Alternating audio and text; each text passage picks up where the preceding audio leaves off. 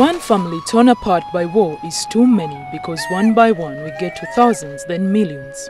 Conflict and violence have separated millions of refugees from their loved ones.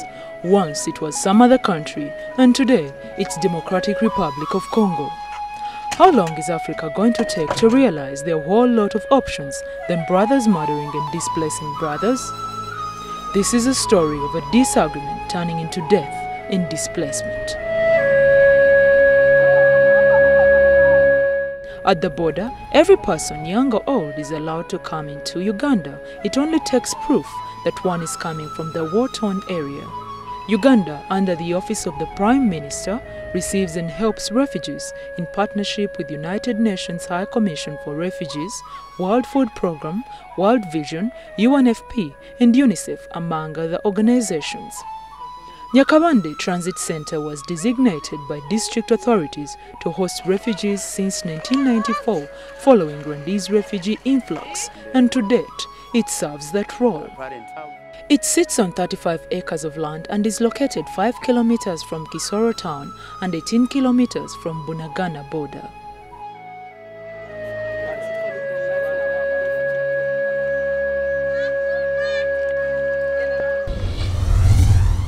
You're watching Life Stories with me, your host Justine. Thank you so much for being a part of the show. Joining us is Mr. Gabriel Katende. He's the team leader, United Nations High Commission for Refugees here in the refugee camp at Nyakabanda. Gabriel is going to be telling us about the refugees, how they come here, their stay here, transit time and post-transit. Hello, Gabriel. I'm fine, how are you?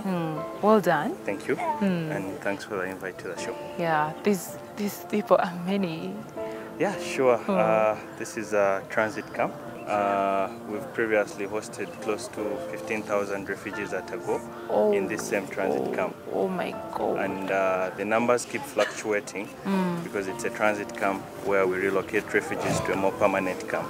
So at the moment, we have just over 3,050 refugees that are hosted currently at this transit camp. But like I hinted, the numbers are always fluctuating. So what happens? How do they get here? The refugees we have here are currently coming from DRC, Congo.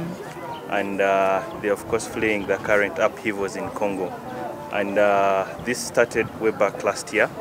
And since the inception of this transit center, we've received over 55,000 refugees that have been registered and assisted in this transit center. Yeah. And when they come here, of course, the Ugandan borders have been open thanks to the generosity of the government of Uganda and the collaboration of the border officials. And the refugees are coming through different various border points.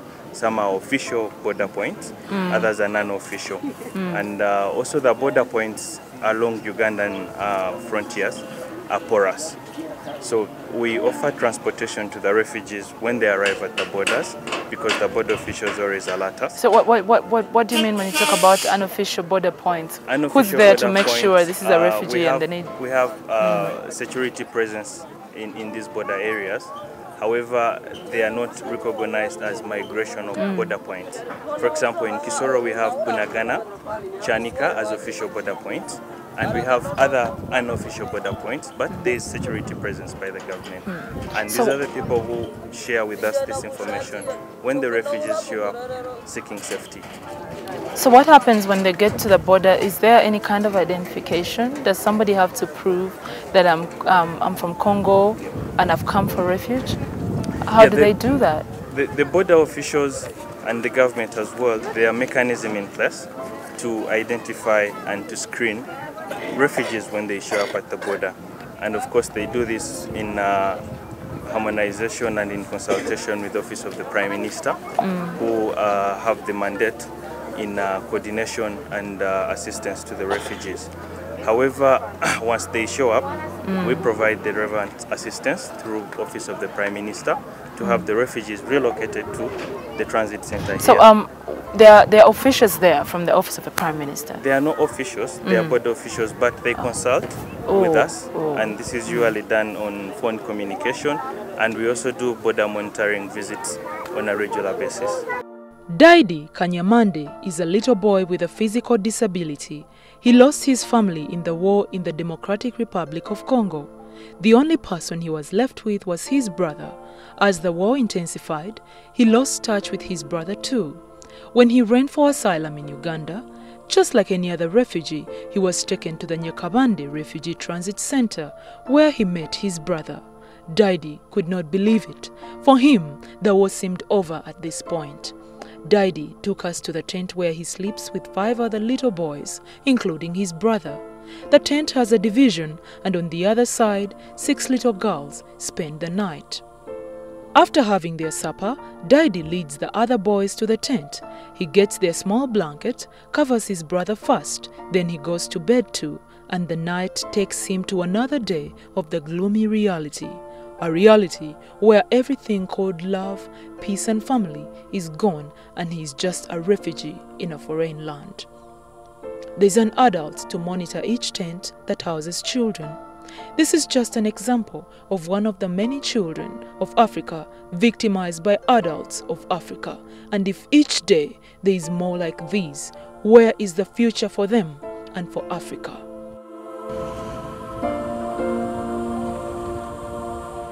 The security situation in Eastern Democratic Republic of Congo has been volatile since July 2011, triggering relative refugee inflow into Uganda. However, fresh fighting in April 2012 between breakaway armed mutinies, the M23 and the DRC government forces led to further unprecedented displacement that uprooted thousands of refugees. When you get to the Nyakabande Refugee Transit Center, you are startled by the big numbers of refugees. You start to realize that whatever got all of them from home to a foreign land was no joke.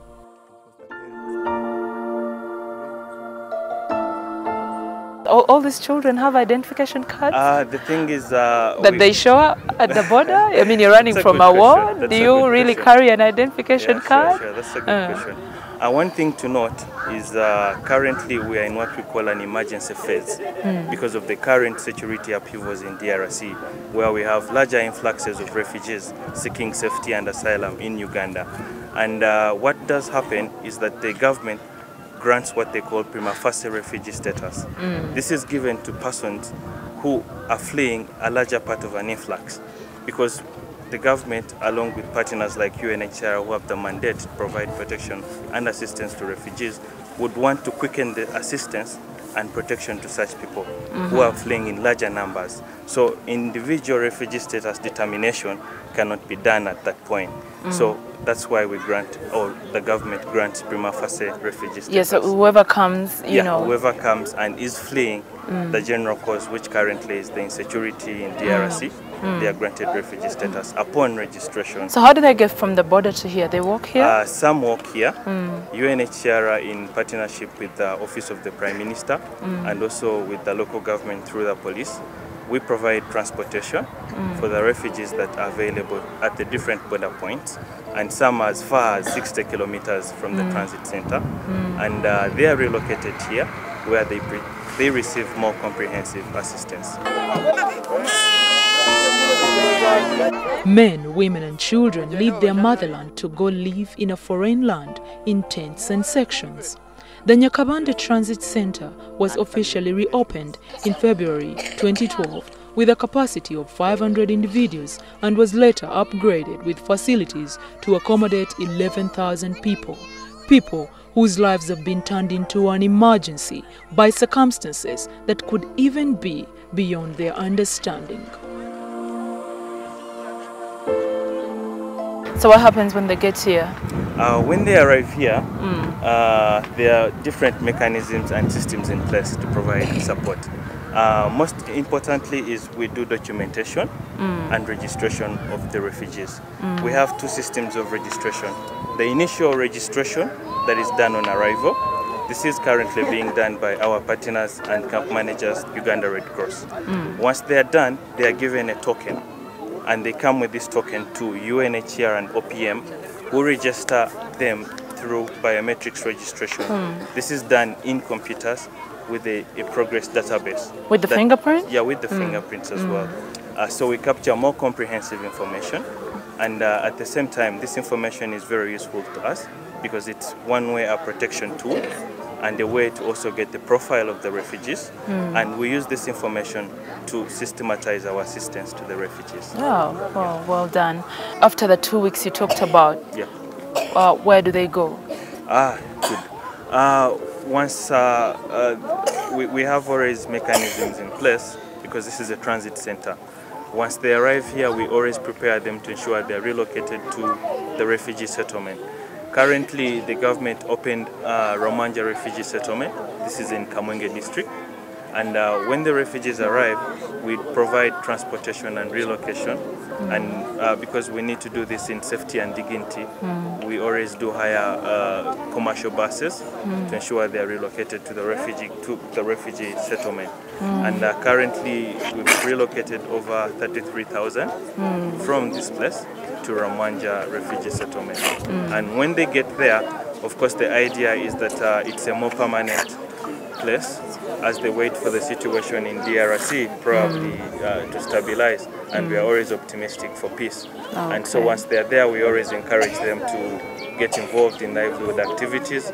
We provide settlement packages for them, which encounters or encompasses things like a hole, things like pangas. So you give them a place to dig? Yeah, government this is done through the government. They're provided land where they can cultivate and supplement the food aid that is provided. So what is their fate there? Do they go to school? Do they? Yeah, sure. Once they're in Ramanja, and of course this is one of the core goals for UNHCR as an agency, is to ensure that we meet the basic needs of our refugees. And therefore, we've worked with the government to ensure that there are schools in place, that there is health facilities, and also other basic needs that can engage and can benefit the refugees. So once they are there, those who are in school are able to enroll in school. We have health facilities in place. But that said, Ramanja as a new settlement, of course, some of the facilities were just kick-started.